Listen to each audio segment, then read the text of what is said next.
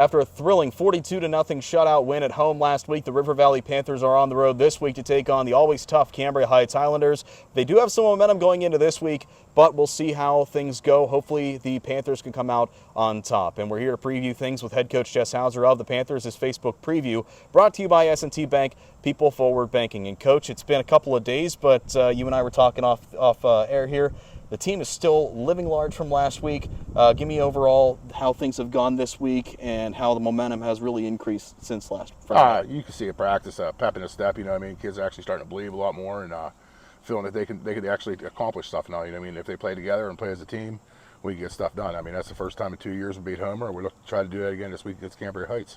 It's always easy to be impressed with a 42-0 shutout win, but is there anything that really stuck out to you that really gave you confidence and really impressed you last week? The defense. I mean, they stepped up after playing against Purchase Line, giving up that yardage, and they played well. I mean, they were flying to the ball, and I think they gave up like less than 200 yards. So defense was real well. Now offensive line, I mean, they got to the second level blocking, and that's what we wanted to do, and that's what they did.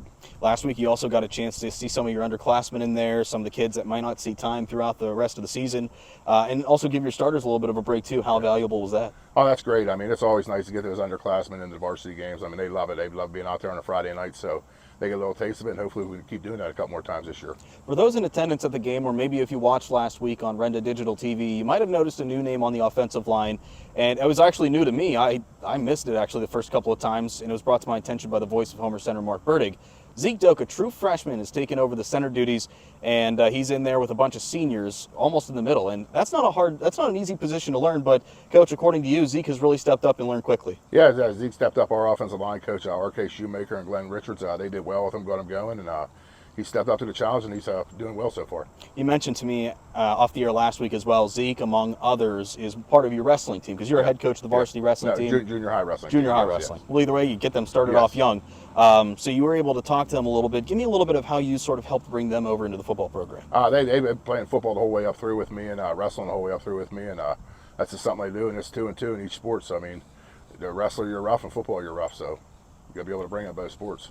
Well, this week you're on the road against Cambria Heights. They've won their last 2 in a row. You guys are looking to snap that streak and win 2 in a row yourself. A little bit of a tough challenge playing on the road.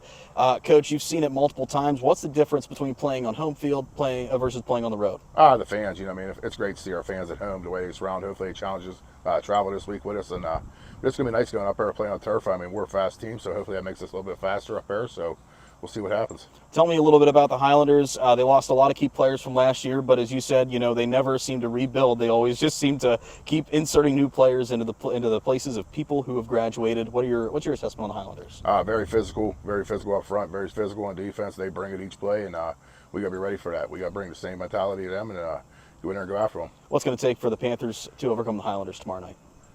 Just be more physical, turnovers, maybe a couple key punt return or a kick return, but just get after the ball. All right, Coach, thanks so much for your time. Appreciate it. If you want to hear the Panthers in action tomorrow night against the Highlanders, you can tune in starting at 6:30 with our ITT pregame show. Myself and Chuck Clark will be on the call for your home of the Panthers, Cat Country 106.3. You can also stream live at catcountry1063fm.com, and you can also hear from Coach Houser in the pregame, postgame, and then on Luther Ford Lincoln Coach's Corner on WDAD every Saturday morning. Tomorrow night, it's River Valley in Cambria Heights. Up in Patton, should be a good one. Tune in on Cat Country 106.3 or make the trek out yourself, whichever one you prefer. I want to say thank you so much to the coach, and we'll see you for all of us here. I'm Jake Slebodnick with this Panther preview on our Cat Country Facebook page, powered by S&T Bank, People Forward Banking.